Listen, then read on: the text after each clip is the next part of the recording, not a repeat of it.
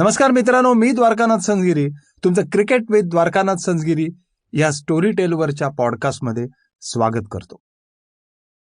एक असा गोलंदाज होता की जो आठवला ना की आपल्याला मेडन ओव्हर्स आठवतात, त्याने केलेले विक्रम आठवतात, चिवटपणा आठवतो, चिवट फलंदाजी आठवते आणि एक असा सडपातळ सुसंस्कृत असा माणूस आठवतो.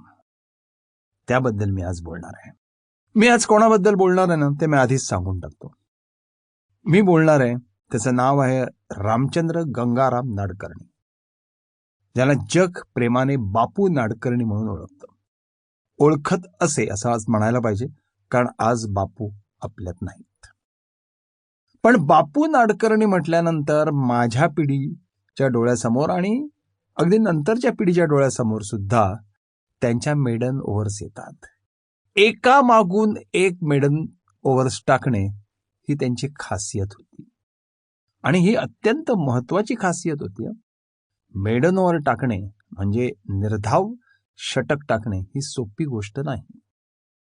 समोरचा फलंदाज असतो, त्याच्याकडे बॅट असते, त्याचं काम असतं धावा करणं, आणि तरी सुद्धा त्याला रोखून ठेवणं, त्याला बांधून ठेवणं, हे काम बापू नाडकर्णी याने इमाने इतबारे केलं. आणि एक तर त्यांनी खूप मोठा विक्रम केला. त्यांनी लागोपाठ 131 चेंडूंवर बॅरिंग्टन आणि बोलस या इंग्लंडच्या दोन फलंदाजांना, आणि बॅरिंग्टन तर अत्यंत महान फलंदाजाची सरासरी 58च्या आसपास आहे, त्यांना एकही धाव दिलेली नव्हती. अर्थात ते फक्त गोलंदाजच नव्हते, ते एक अष्टपैलू खेळाडू होते.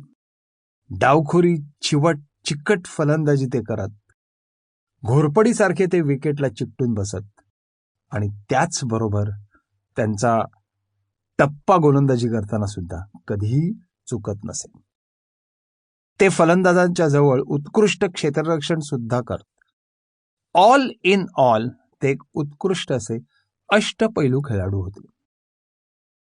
गोरेगोमटे, उंच, सडपातळ, म्हणजे बापूजींच्या अंगावर नव्याने मांस चढलेले मी कधी पाहिलंच नाही. म्हणजे ते खेळत असतानाही नाही आणि त्यांचा खेळ संपल्यावर सुद्धा नाही. वयाच्या 75 पर्यंत ते बॅडमिंटन खेळत, आणि त्यांचं शरीर जसं पूर्वी होतं तसंच असे.